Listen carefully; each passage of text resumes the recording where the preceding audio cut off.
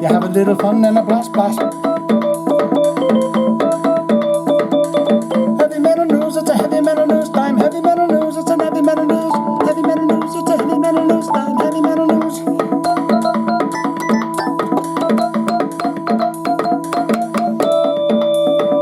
When you come to the Heavy Metal Podcast looking for news, looking for heavy metal news, AC/DC news, AC/DC news. Oh my God, they give me the hope.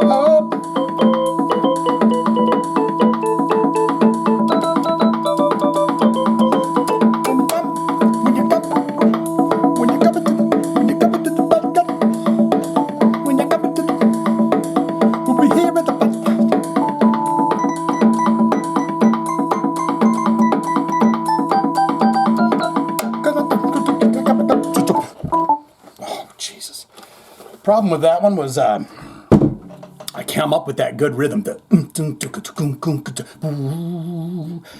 then I had to try to use one hand to get all this stuff started. So I'm still got to look at it, make sure everything is recording and that we are here. You guys are looking at AC/DC there. First, I got an apology to you.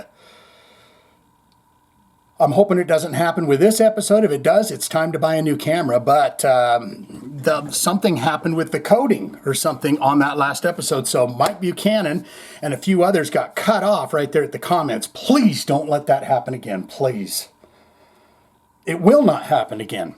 In my universe, it will not ever happen again. No technical things will happen. You hear that the laptop is not screaming, it's not humming.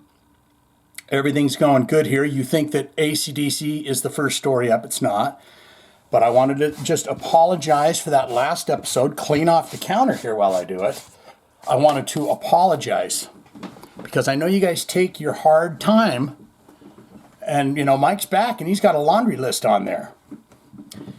So not only was he flanked that last time, but here he is again. And there's only 3 of you this time, but we've got a great episode here. This is 199. My heavens, maybe I'll have to wear my tuxedo t-shirt for episode 200. And we've had almost 2,000 full listens. If you take every single episode of my podcast that I've done thus far, I believe it to be about maybe 5,000 listens or watches from YouTube the whole time that I've been doing it. That will all change. They'll understand. But just amazing that you guys have stuck it out the whole damn time. Can you believe it? When this thing is bigger than Joe Rogan's podcast and people are going, I don't know what it is. How is this guy the most popular podcast in the world? How could that even be a thing? All he is doing is being stupid and recording himself reading the fine and fantastic blabbermouth.net, whom I'm not affiliated with, but I love Blabbermouth, okay? And a lot of people don't like Blabbermouth. I do, but they're going to say, but when me and Blabbermouth get massive, we blow Joe Rogan's numbers right out the shitter. He's got to go back and do another season of Radio City Hall or whatever that show was. He's got to go do more Fear Factors now, this guy. Shane soaked up all his good times, right? When all that does happen, how wonderful will it be for you to say, I was there? Because I knew the magic of this fine podcast, which is heavy metal news.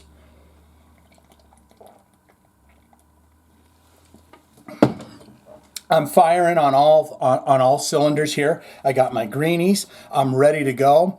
I'm however many days nicotine free and shit, loving it and just enjoying it. I got my little sky buddies that visit me at night. It's wonderful. Everything is pleasant here. First story up. Now, I was going to tell you guys real quick. This is not the first story. We're talking Blackie Lawless. He's looking good. I ain't going to lie. He's got that 1950s barrel chest going on again, and I appreciate that. He says, when men were real men, they'd say, put 'em up. Put up your Dukins and let's get to it. But I've got Mickey D talking about Lemmy, saying how he was an absolute genius. And he was really smart. Anytime you'd see Lemmy on some kind of documentary or something, he always had a wisecrack, a good joke, or a very kind of an intelligent take on things. Mickey's going to talk about that. We've got AC/DC getting all kinds of in trouble with the cities they go to because they're too loud.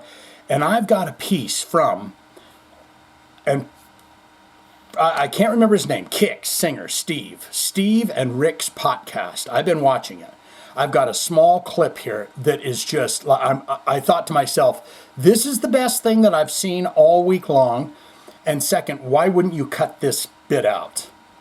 But basically the gist of it, I believe, and we'll watch it in its full regale, but as it breaks down. But Steve is one of these guys, he's a no-nonsense. He's not going to butter your muffin up with shit. He's just going to tell you exactly what it is. Well, Rick is, I'm assuming, fans of, a lifelong fan, a friend of the band, and he wants to do a thing called Stump the Rick. Stump the trunk, you know? Someone calls in and asks a question. Well, the question goes completely bad.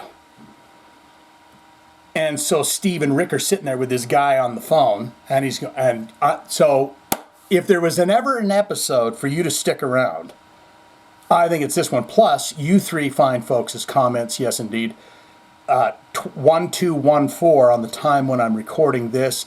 Let's get into it.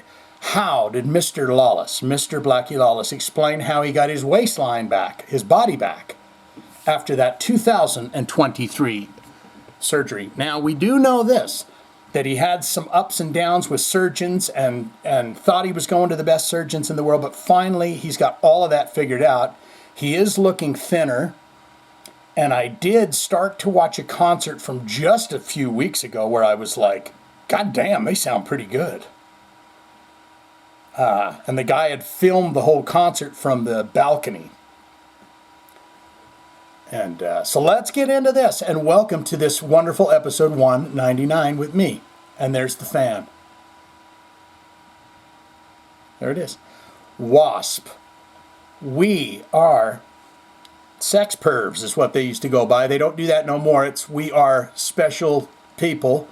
Blackie Lawless explains how he managed to get his body back in 2023 after those surgeries during a VIP experience. He looks at you like that. Who's next? Like, at least sit up straight. And if you sit with your hands down in your lap, it seems like you're more interested in what they're saying. But then he's got vac stuff, okay? He's got, maybe the doctor tells him to sit that way. During a VIP experience and answer session, question session, before Wasp's September 28, 2025 concert in Everton Apollo in London, London, England. In the UK, United Kingdom, Wasp main man Blackie Lawless was asked how he managed to get back in physical shape 2 years after he underwent a successful surgery to treat 2 herniated discs and a broken vertebra. And Lawless, he transcribed by blabbermouth, I've had some great people working with me, and about 9 months of some really painful rehab. Rehab is a lonely business. And nobody can help you because, well, you're with them 2 hours a day. And I was working with them even 5 and 6 days a week. And they don't want you doing anything else when you go home because they want you to rest in rehab for the next day. They want you to rest at home so they can rip your ass. They can get you working on your body the next day. And those other 22 hours a day, it's just you. I mean, skip it up. We talk to ourselves more than anyone else. Yes. And those 22 hours, yeah, you're talking to yourself for 22 hours. I mean, we talk to ourselves more than anyone else does. And you, especially if you're doing anything that's athletic, you'll listen to any athlete talk. The internal dialogue that starts in your head when you're going through that, okay, Am I ever gonna be able to da? And that's the thing keeps dogging you over and over and over. And that's the thing keeps dogging you over and over and over. Blackie, what I did, what I didn't know. Maybe I'm just looking at the words and reading them a completely different way, am I? What I didn't know until a week before we started the tour last year.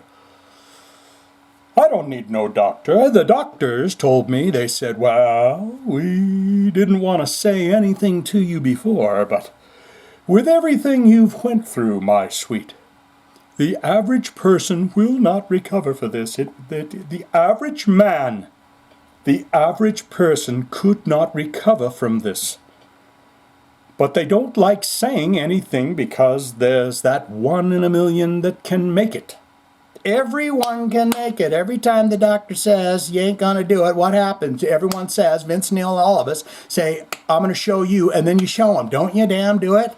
Don't you show them? So everyone's doing it. Not 1 in a million, a million in a million. But they don't like saying anything because that's the 1 in a million that can make it. So they don't want to prejudice them. But I think a lot of it, too, is how bad do you want it? Right? You can wallow in I cannot, or you can say I can, I am, I will, I do. Isn't that funner to do? Then go, no. Got to stand up. Big barrel chest like Blackie Lawless and say, he's out here right here. But they don't like saying anything because there's that 1 in a million that you can make it. But I think a lot of it too is how bad do you want it? Because to me, tell him, Blackie, the idea of not being able to. Yeah, come on, baby. Come on. Could I sit in a chair and sing? Yes. Of course I did. I've done it. I guess I could, but I don't wanna. I mean, I wanna do what I wanna do. Isn't wanna way better than want? Or want to? I think wanna is way better. I mean, I wanna do what I wanna do, and I wanted my body back. I said, by damn it to hell, you give me my body back. You have struck down that pain that did not allow me to get my body back, but now I take it. I take it and I fully embrace it. It's the only one you've got. Yes, it's your meat sack. It's your all-terrain vehicle. It is the thing that you use. This is not the end, people. Okay, let's move into the future here. Okay, let's stop thinking like cave people and people in business suits going, no. You're in here. This is your all-terrain vehicle. You want to use it to the best of your ability and keep it as happy and having a good time as possible. You know, but this is not the end of you, okay? Let's quit being silly about things. You know? Who is the thinker of your thoughts? Who is the watcher of your thoughts? Here's a fun thing you can try at home too, and this will just, you want to empty your mind if you're like, Shane, I don't know how to meditate. Every time I sit down to meditate, just stuff keeps buttering in. You know, this bill, this problem, everything, because it's always bad news. But here's a great thing you can try. Close your eyes and say to yourself this. I wonder what my next thought will be. Whatever reason, whatever that is, I wonder what my next thought will be. As soon as you say that to yourself in your mind, you can't think of anything. It'll take a little while. And every time a thought comes in, notice it, see it, and go, oh, that's interesting. Good or bad, whatever the thought is, doesn't matter. And then say it again to yourself. I wonder what my next thought will be. And then just sit and wait for that next thought. It works every time. It's amazing. Because it's almost like it resets your brain or something when you say that. Because then you're trying to think of things and it's not coming to you. Well, Blackie says, what I didn't know. Did we read all this already? I want to do what I want to do. Lawless spoke in more details about his recovery process during a May 24th, and we've gotten into this, but appearance on SiriusXM's Mr. Sir's The Trunk Nation with Eddie the Junk Man and the Trunk Man. Lawless said at the time, it's been a long road. Anytime you go through rehab. And we've done it all the time. It's been a long road. It's a 35 or 40 years.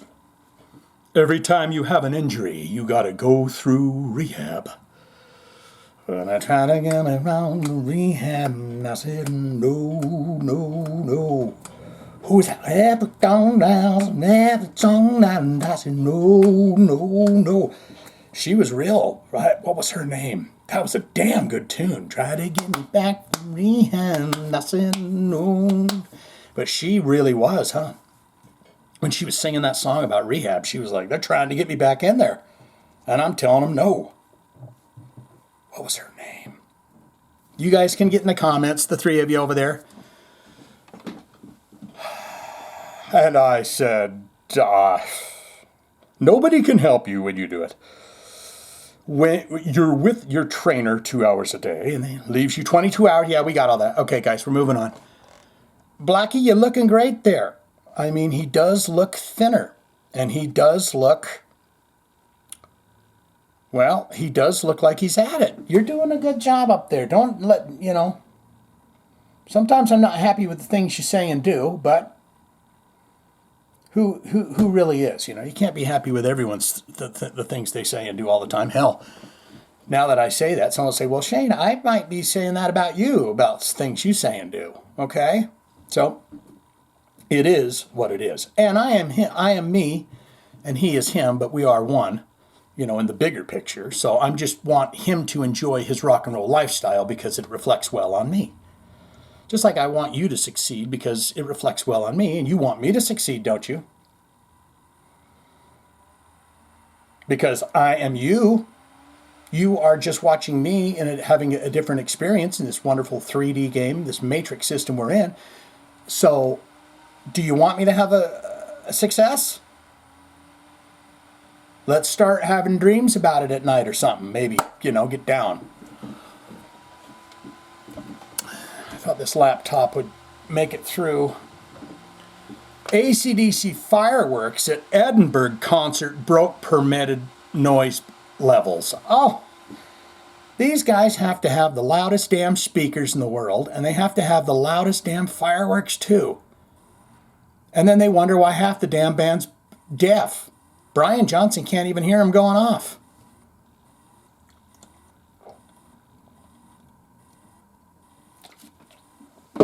I tried to get me back to rehab, and I said no, no, no. No, no, no.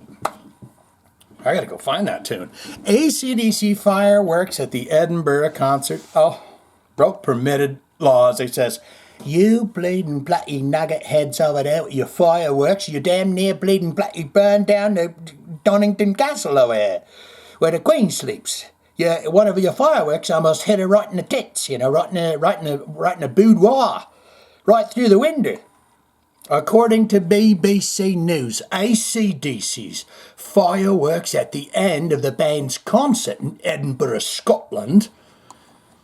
This is for the BBC News, though. They're English. So they're reporting from Scotland. And the only thing I know how to say in Scottish is, I've got toilet paper stuck in me butt crack. It's the only thing. This past September exceeded permitted noise levels. Why, the City of Edinburgh Council received 8 complaints from locals about the noise pollution at the August 21st show at the Merrifield Stadium, which was part of the 2025 European leg of the legendary Hard Rockers Power Up Tour. The council is now advising that no fireworks are used at the stadium at future events. So they've ruined it for everybody. I mean, ain't it just like AC/DC to ruin things for everybody? The AC/DC noise complaint began during sound check that day. Right dang the bleeding black sound check that day before the Merrifield Stadium concert. A resident in their life claimed their lights dimmed due to excessive power being drawn. Oh, for the Power Up tour? How great is this? BBC News story where they say the new record Power It Up by AC/DC, Power Up, and it's dimming the lights in town. That's great. Well, I said that lights dimmed due to excessive power being drawn from the stadium. Back in 2015, the noise complaint hotline in San Francisco, California, they said they received about a dozen calls in different parts of the city during AC/DC's concert at the AT&T Park. You ain't gonna believe this, but in 2009, AC/DC's concert in Munich drew over 100 noise complaints by irate neighbours. They said, Schweins,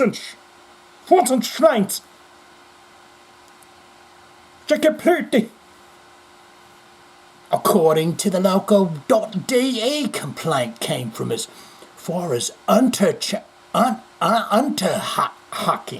a suburb almost 20 kilometres, 12 American miles, away from the stadium. Police said that the neighbours complained about overly loud rock and roll music that violated local noise ordinances. I mean, these guys are just little devil dogs. AC/DC kicked off the Hot Rockin' Summer 2025 leg of its European Power Up tour on June 26th at Prague and Looksy in Prague, Czech Republic. Around 60,000 fans reportedly attended the concert, including Czech President Petr Pavel.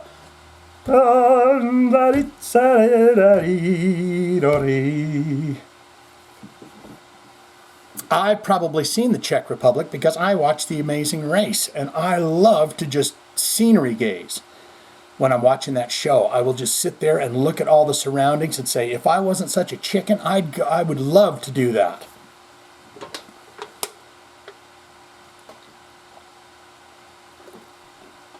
The Power Up Tour shares its name with AC/DC's 2020 album, which debuted at #1 by and by on the ARIA charts in Australia and 20 other countries around the globe.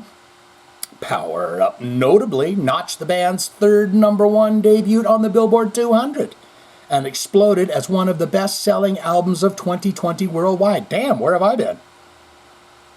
It closed out the year on Rolling Stone's Top 50 Albums of 2020 and Consequence of Sound's Top 50 Albums of 2020. Plus, it garnered Grammy Award nominations in the category of Best Rock Album, Best Rock Performance, and Best Music Video for Shot in the Dark.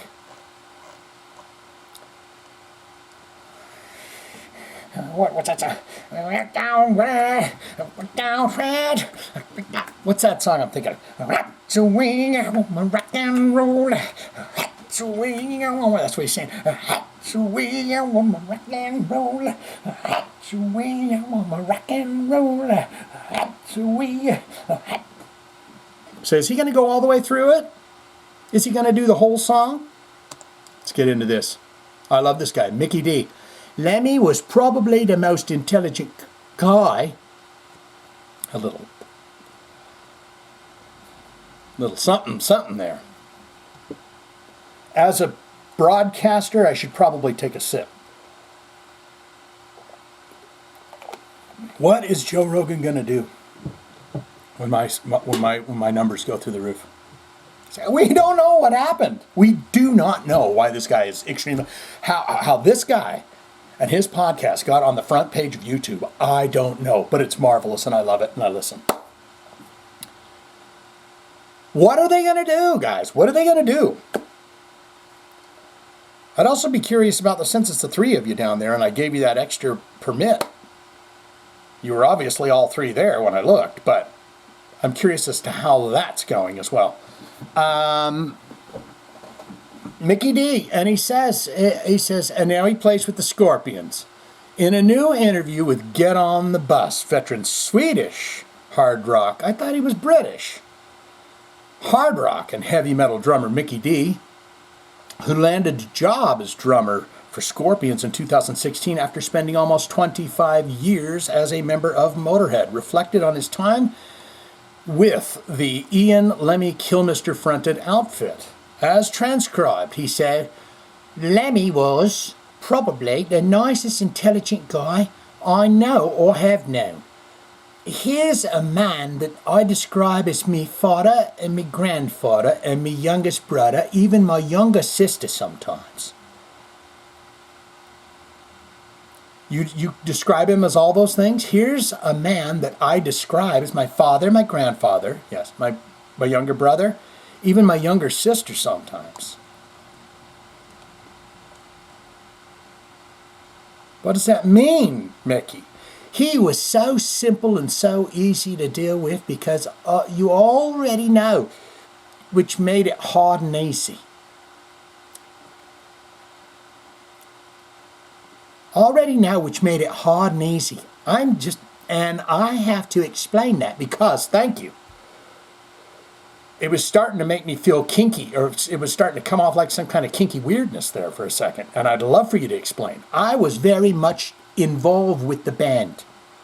We all were equally involved, but if I had something, I had to go. I was maybe more involved with the business. Business came to me. I went to the boys, and the boys came to me. Oh, can you talk to whatever? So I was kind of in the middle a little bit. And I asked Lemmy something, I already knew exactly what he would say. Because you're just like the mother, the father, the brother, and the sisters. You knew him so well like that you were just like, what would me mother say right now to that? If I said, Mum, what? And you're playing the bass and singing for Motorhead, pretend. And I asked Lemmy something, and I already knew exactly what he would say. It was frustrating sometimes because if I thought he was wrong, because he was so simple in a way, he wouldn't. He was so simple in a way, and he wouldn't compromise himself or the music or Motorhead. And that's why we were what we were. But sometimes it was frustrating. We thought that we were right. Sometimes we were right. Sometimes we were wrong. And so is life, Mickey. Sometimes we're right. Sometimes we're wrong. Sometimes you're good. Sometimes you're strong. Sometimes you're... He continued, I'll give you an idea. Thank you. I'd love a good idea from you, Mickey D. You said you were a businessman. Maybe you can help me out with my YouTube channel. Maybe you can help it blossom and grow into something absolutely awesome. Not mania, megalomania. But maybe you can help me with that, Mickey D. But maybe what you're saying. Long story short, I'll give you an idea. Long story short, we were in the United States in full recording mode. And we got offered to fly to Argentina for one show, and it was a very, very important show because it would have given us some really great festivals. And we got offered X amount of money, and we tried to scale our production down. We were going to have drums supplied down there. Okay, I like this kind of businessy stuff. Mickey D really is a business head, isn't he? We were going to drum supplies down there. Marshall Stacks fly over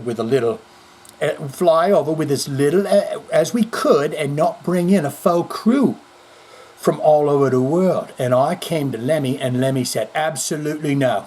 He said, absolutely no. And I go, oh, come on. We can't afford to fly all our shit, bring the whole crew. We're going to lose hundreds of thousands of dollars here. And I was on him. And he got irritated about this. And I gave him reasons why we should do this. And he gave me one reason, and he said, What's the fucking point, Mickey? To go to Argentina and be Motorhead and not sound like Motorhead. And I go, you know what, Lem? You're bleeding bloody right. Let's not do it.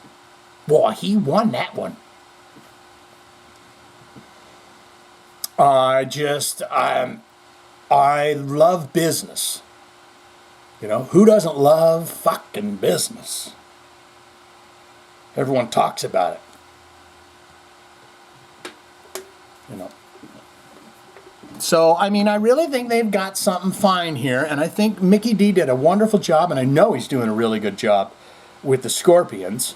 But let's see, I just want to see what he says laughs down here. So D went on to say that he appreciated and respected Lemmy's simplicities. You've probably seen in documentaries how he lived. He lived very simple, very tight. He had a million things at his home. You couldn't even get into you had a little trail like that. He was a hoarder. You look at some of these hoarder people. Mickey, if you were here right now, I'd say, give me more business, dude. Give me more business things, and also give me your tongue, because I want to kiss you, because that's what we just did there. We had a mind meld.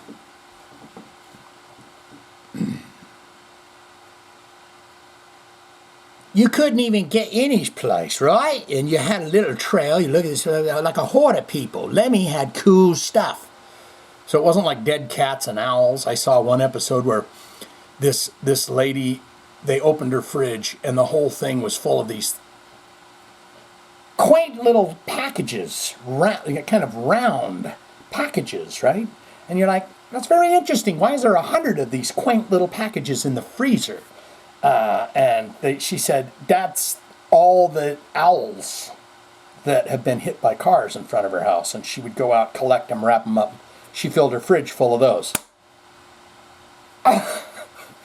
Okay. Jesus. So he was hoarding cool stuff and not that stuff like that. Lemmy had cool stuff.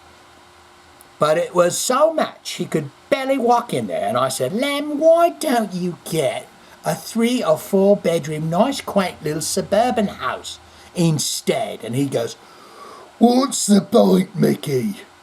You can only be in one room at a time. How do you beat those one-liners? No, that was Mickey says, how do you beat those one-liners? He was fantastic there. What did I say about his one-liners and his jokes? You see how connected me and Mickey are? And he's going to help me make good business decisions. Because apparently that's all you got to do. You get a good business relationship going with YouTube, you flatter the fuck. They say, we've got a good business relationship with you now, Shane. What do you want? Front page tomorrow? Okay. Look, I'm not asking to hog it. You give me the front page of YouTube once a week. Is that too much to ask for? D went on to say that he appreciated the respect and simplicity. Yeah, What's that point, Mickey? It's okay.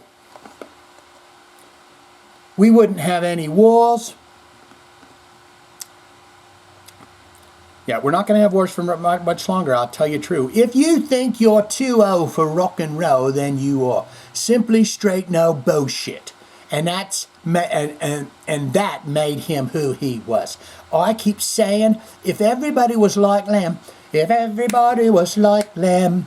we wouldn't have any wars.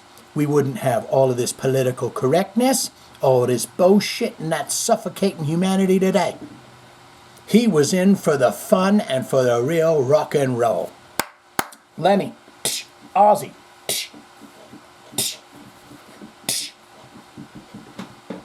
Love it.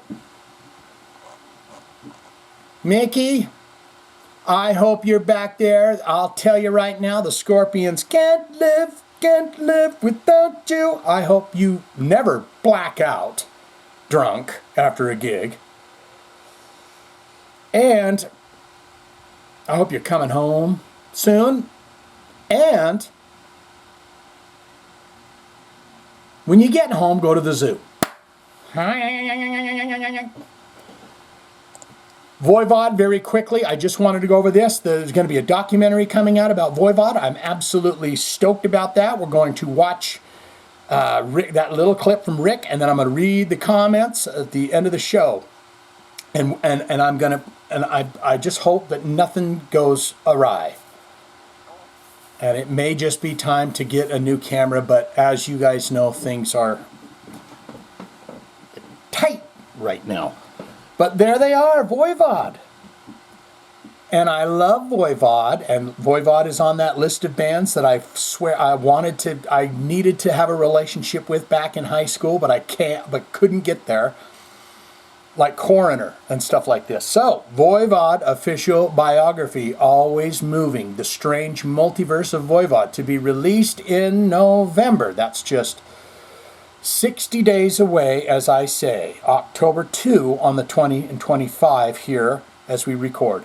A new book, Always Moving, The Strange Multiverse of Voivod, celebrates the extraordinary 40-plus year career of Canada's cosmic metal visionaries, Voivod. Author Jeff Wagner draws from exclusive interviews with the band members, managers, producers, record labels, record reps, family, peers, and musicians profoundly shaped by Voivod's ever-mutating sound to tell their full and fascinating story. Set to ship this week of November 17th, Always Moving, The Strange Multiverse of Voivod is presented as a monumental oral history woven with Wagner's narrative.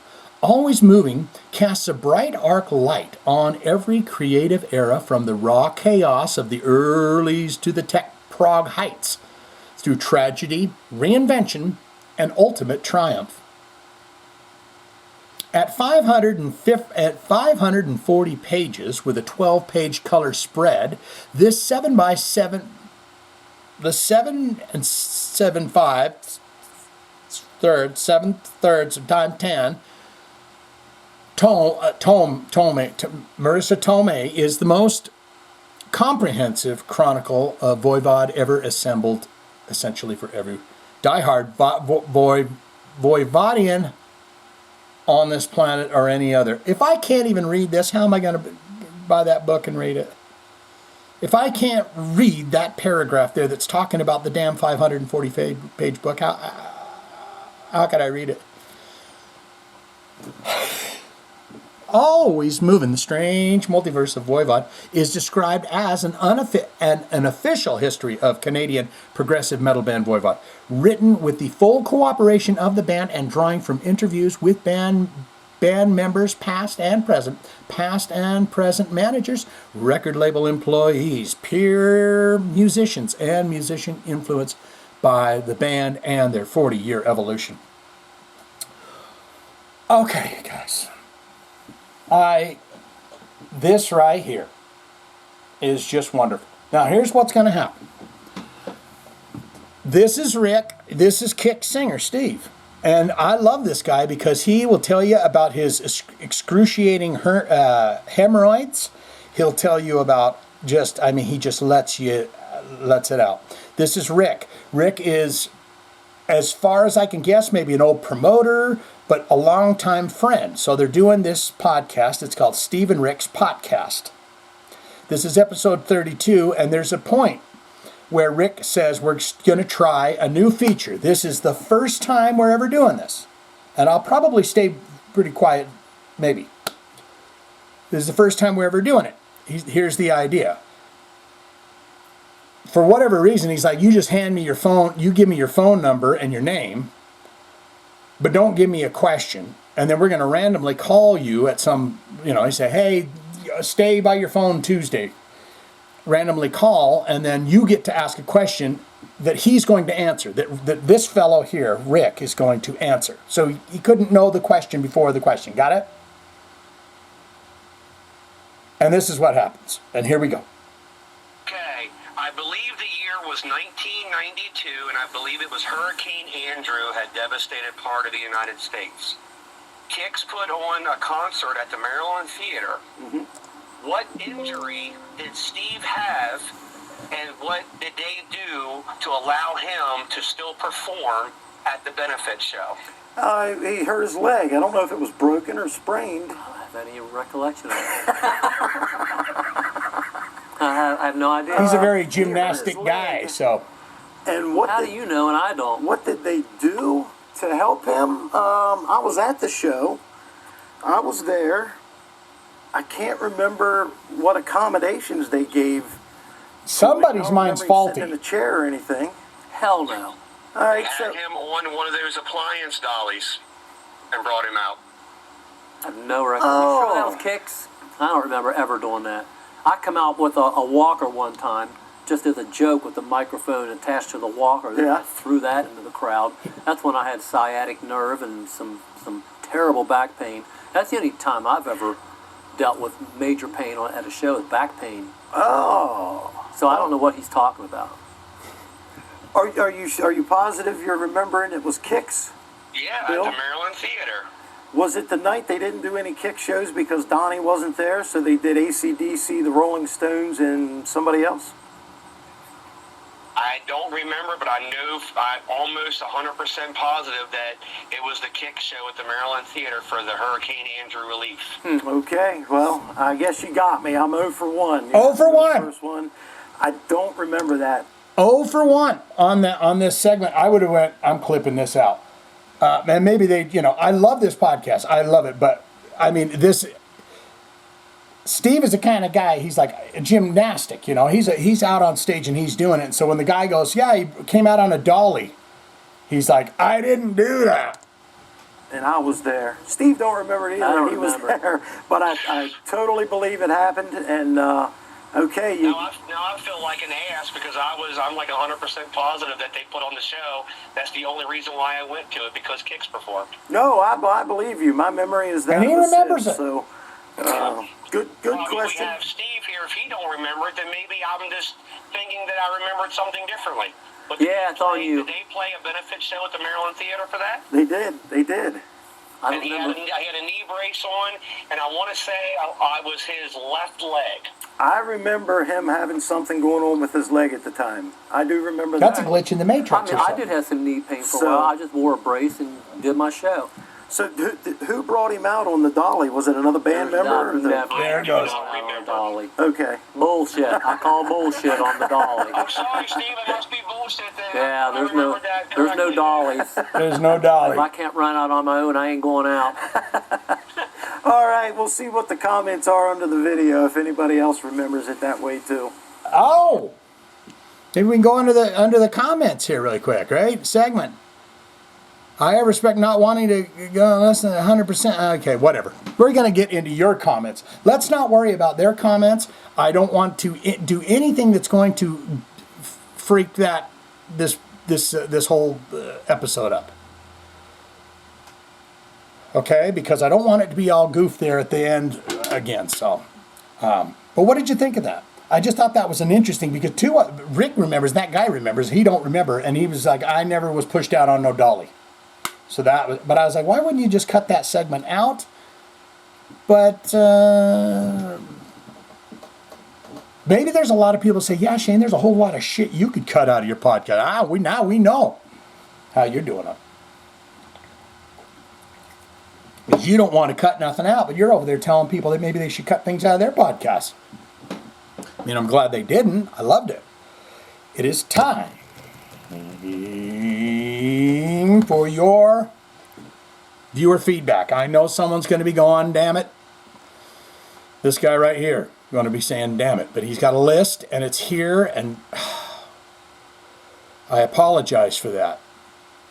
Let's get on. Here we go. Johnny B here. He says, I could not agree with you more on the topic of some of the best moments of any concert is the activity just before the band goes on. And if you watch the Back to the Beginning mega concert they had, a spinny circle thing that they were rotating in between bands for a speedier setup. I loved it. Yeah, I've seen those before where the 2 bands on each side like this, and then they just turn the stage so they can keep bands revolving. Pardon me. Pardon me, Johnny B. Camping with Mick Mars would be a piece of cake. I would buy him one of those old school fold-up chairs, carry him with me wherever I went. Oh yeah, like on your back. Who run Bartertown? Yeah. Wherever you went, and I'd let him play guitar whilst I sang along. Yes. She is my dear, my darling.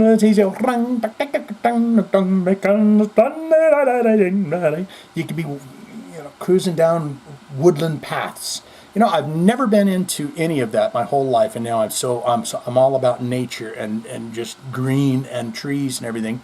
I've never seen the Lord of the Ring movies, and now I literally want to go live in one of those little hobbit houses in the middle of the redwood forests. I would love that. Of course, I'd have to have all of the same technology and wonder and magic and awe, But,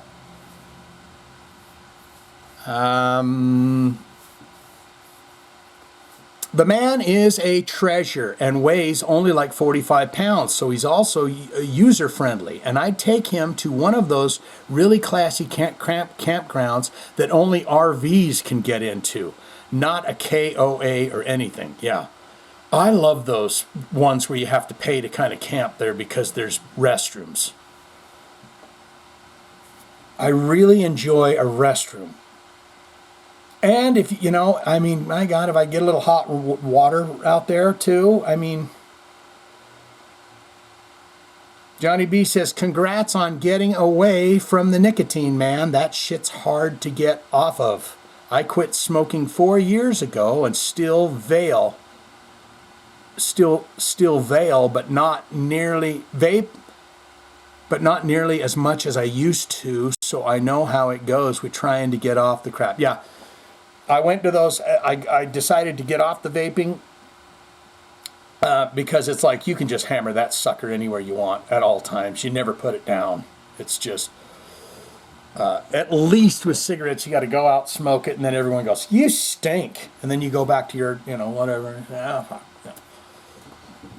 But, and then, Johnny B says here, Yinghui Malmenstein, counting, said it better. Yinghui Malmstein's counting said it better when he was talking about the good old days when you saved up a bunch of money, had your mom take you to the record store and buy an album you've been dying to get. Take it home, look at the pictures, and listen intently. Those days are just gone. The last album I bought was the Fear Inoculum Deluxe Edition box set LP, I'll have you know.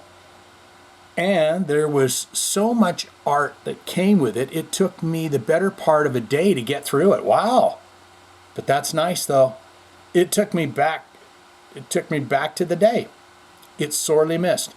Go back and do every single thing that you absolutely love. If it's Star Wars figures out in the dirt, do it. But that would be ridiculous, Shane, because I'm a grown man. And in this society, grown men do this. And business suit and handshake. You are meant to live the happiest that you can live. The best way possible that you can live. Without, no harm to yourself or anyone else, but live your life. Sorry to talk at you there. Sorely missed. Great episode as always. Hope all is well. Keep looking up, keep asking questions, and keep your head up. Long live the Diablo 4. One of them's missing right now. I don't want people to think there's anything special going on for you guys. Because it's not really, but you guys are special because you hang out to this thing. But you know, you start doing it's like the big four of thrash. As soon as they do, you say, well, why do they get to be big four? Why can't there be big six? Why can't there be big eight? I'm looking at, well, that's a refreshing sight for my sore eyes. I'm looking over to the video panel here that shows upcoming videos. And my Mayhem Freezing Moon first listen, that's got 2,000 plays 1 year ago. So thank you, black metal community, for that. I truly appreciate that. Huh. Who knew the black metal community would come out and regale me? 2,000 views 1 year ago. Miss Althea coming in. She says, the dumbstruck fool says, what the fuck with Mike B, Sticky Doll, and the others getting cut off? Come on, man. That was insult to injury after I had my comment zapped for reasons unknown for about 4 days, only to discover that Don Tone was a victim as well, and he may have been a victim again this time.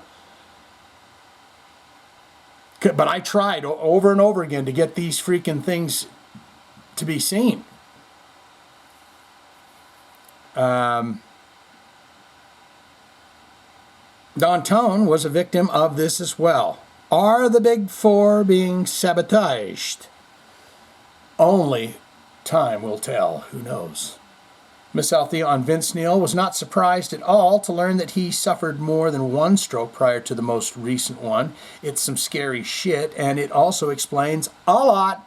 He is lucky to be alive, honestly, especially considering his very long history of alcohol and drug abuse. Yes. Miss Althea on Tom Kiefer. He is another lucky one. He was told he may never sing again, but he persevered. His natural scratchy vocal that made his voice immediately recognizable would unwittingly be a long-term blessing, and he's still out there kicking it. If you build it, they will come is from the movie Field of Dreams. Okay, yeah, now it all comes back to me. I have personally never seen it, but the quote is epic.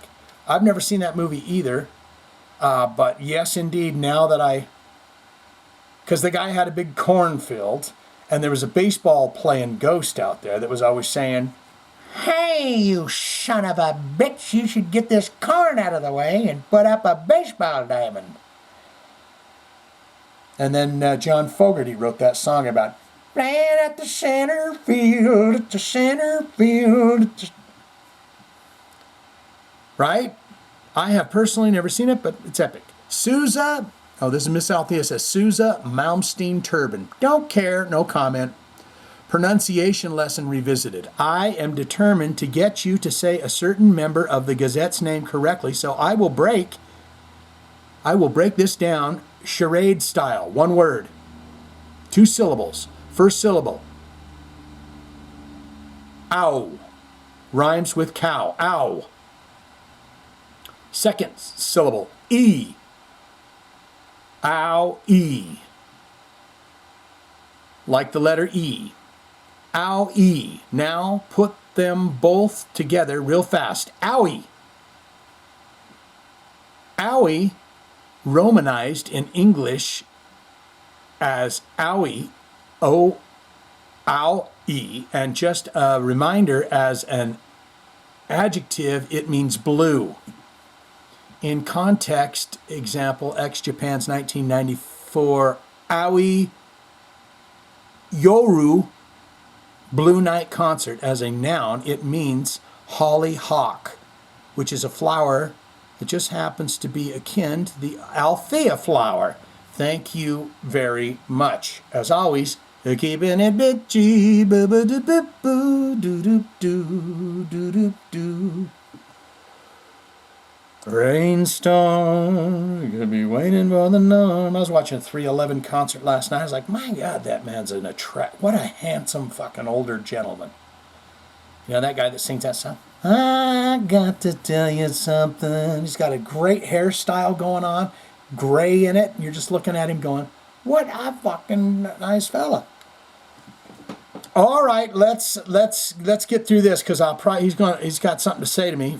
first. Well, the video cuts off just as you're starting to get in my comments. Oh well. Guess it's another week without jokes. Moving on. So he said, it is what it is. He said, you know, if it's out of my hands, it's out of my head. Moving on. This week's movies that are bad, but we love them anyways. The Giant Claw, 1957. When puppets go bad. Cue booming 1950s trailer voice.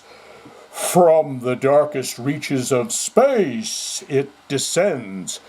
A creature so colossal, so hideous, that no earthly weapon can stop it. The Giant Claw. Claw.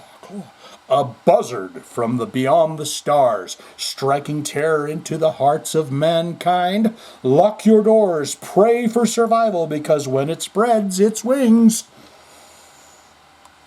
the world trembles. Cue dramatic horns, screaming crowds, and a cut to a papier-mâché bird wobbling toward the camera. So, imagine this. Scientists are doing science stuff. The military is on edge. Suddenly, the world is under attack by a gigantic space buzzard that looks like it escaped from a piñata factory. That's the Giant Claw.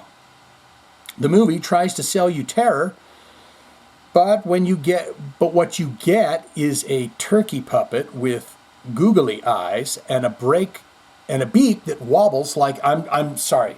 But I am literally thinking about this episode right now going, please don't affect me. Beak that wobbles like it's on a spring. When it swoops through the sky, the special effects are so bad you swear the monster was taped to a fishing line and dangled in front of a fan. The actors deserve medals, though. They deliver their lines with stone-faced seriousness while pretending this foam and feather nightmare is the greatest threat to mankind. You've got scientists philosophizing, generals panicking, and all the while you're howling with laughter because it looks like Thanksgiving dinner gone rogue. But here's the thing. Somewhere between the shaky model planes, the bird puppet attacks, and the very idea of a giant buzzard from space, the movie becomes glorious. It's the kind of cinematic disaster that makes you lean forward and say, I can't believe this got made. And then you're hooked. 5 stars, ironically. A B movie so bad it soars. Long live the space turkey. Grab your favorite beverage, sit in your favorite chair, and pop some popcorn and press play. Very well done. Now, if this doesn't, it will be fine. It's the first time I had issues with something since in 198 episodes, okay? So, Mike Buchanan, and then we're going to get on out of here for this episode. Vince Neil. That was him, by the way, doing the movies that are bad, but we're now into his comment portion to my episode, and we pirouette out with jokes. Vince Neil, first off, super glad that he survived the Strokes. Hopefully, that band? No. Hopefully, this was his wake-up call, and maybe, just maybe, it's time to step down from touring. I know that's going to be very hard for him. Well, yeah, because he loves to do it. Mike Buchanan on Tom Kiefer. Here's the weird thing about Cinderella. Having grown up around the NYC music scene, and they are from Philadelphia, my friends and I had never heard of them until Shake Me popped up on MTV one night. Yeah. Right at the end of the episode, the fan decides to turn off. You notice that?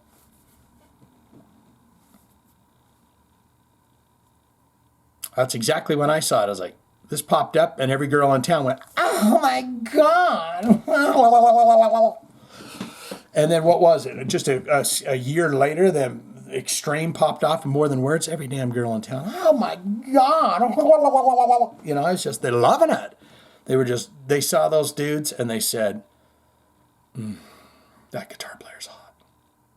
And the other guy too is okay, but the more than words is pretty. But this guitar player, it's damn. The other guy's okay. They say, what about the other two guys? They say, who? There was only two guys in the video. No, there's one of them holding the lighter up in the back.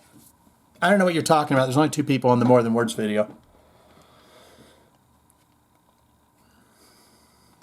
Cinderella did take the music. Okay. Shake Me popped up on MTV. And an even weirder thing, I never seen Cinderella live in concert. Cinderella did take the music scene by storm, but the record company tried to make them into a hair band, but they were so much more than that. Yeah. That next record, you went, oh, these guys weren't wearing Stevie Nicks outfits. You know, they kind of kept them around a little while. Mike Buchanan on Steve Souza. Whatever the reasoning behind leaving Exodus once again, I hope he finds what he's looking for. As far as playing Exodus songs on his solo tour, what else is he going to do? He's got a few other bands he was in, like the Dublin Death Patrol, but unless you are seriously into music, not many people have heard of that band. I didn't. I suppose it's mandatory when you tour Australia that you have to play a few AC/DC songs, yeah? Or Men at Work.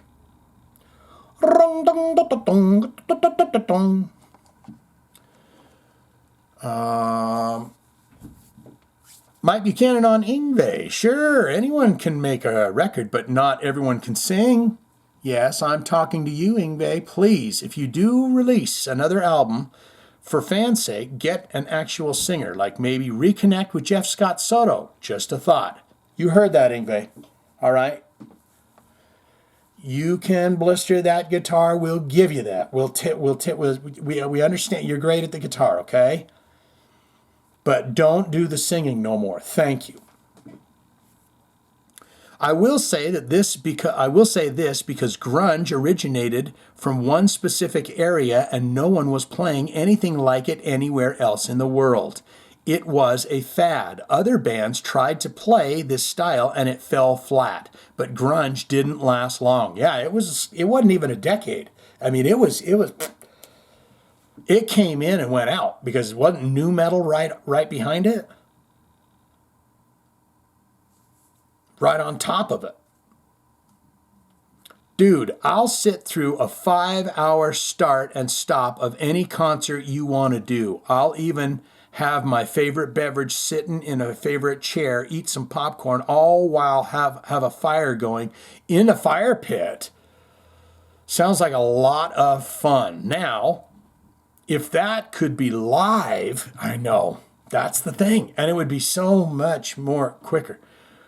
While we all watch so that we could interact with you. I mean, maybe there's a way to do that through the YouTube live stream. I got to figure that out. You know, where we just sit and watch it live streaming, like they do with video games. How did that happen? Where someone's sitting there on the screen watching the damn thing and they're playing the game at the same time. That thing, how does that do? Well, I got one person that'll watch it, so I'm down with that. Sounds like a lot of fun. Now, yeah. And it's time. The Jive Talkin Jokes of the Week, and I'm going to be, this is going to work out. Everything's going to work out fine. Jive Talkin Jokes of the Week, provided by Mr. Mike Buchanan. I'm the customer. Can you give me a quote? The mechanic, don't judge a book by its cover. I meant for the car. Oh, sorry. Autobots roll out. Why did the art thief's vehicle run out of fuel?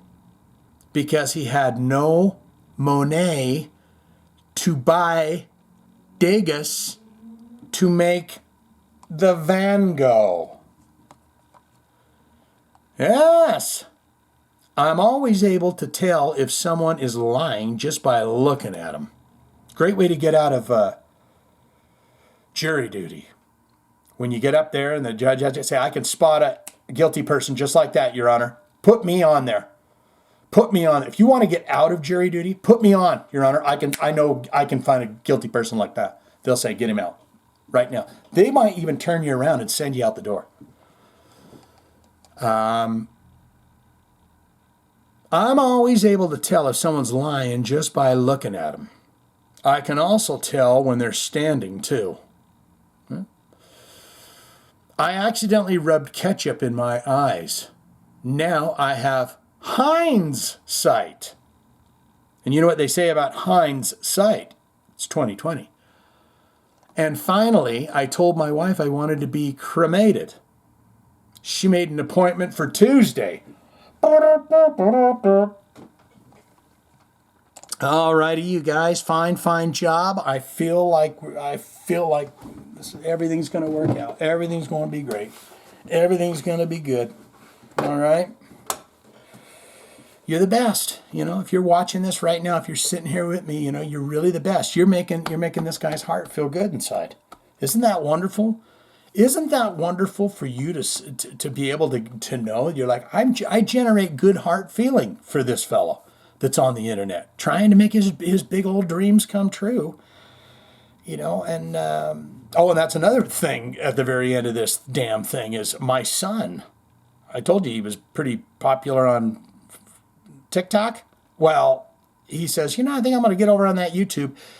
He's been at it about 9 months now, and he's already got his 100,000 plaque. He said, look at that, Dad. It's fucking crazy. He's got like 120,000 subscribers right now. So I want to wish him a congratulations. But you guys are making boom, boom, boom, boom, bang, bang, bang, bang, ding, ding, boom, boom, boom. Come on. I gotta find a song for you guys to tell you how much I love you.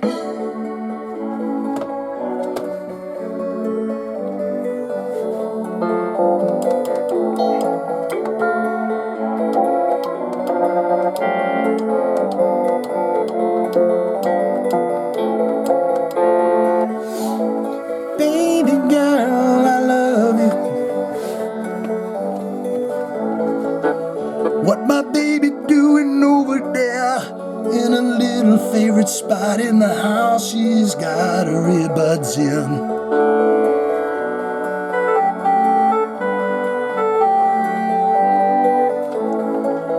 Beautiful body is looking out the window and the glare of the sun is shining on her beautiful sundress. She got her earbuds in.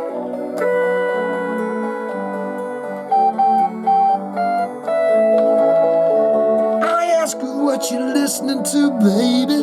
She says, it's none of your business. One night when she went in and combed her hair, I looked and she had Spotify open, and I wondered, and I said, oh my God, oh my God, oh my God. She's listening to Shane, Jive Talkin with Shane. She's listening to every episode, my baby girl. But that night we fell in love again, 'cause I said, girl, I love him too, babe, I love him too.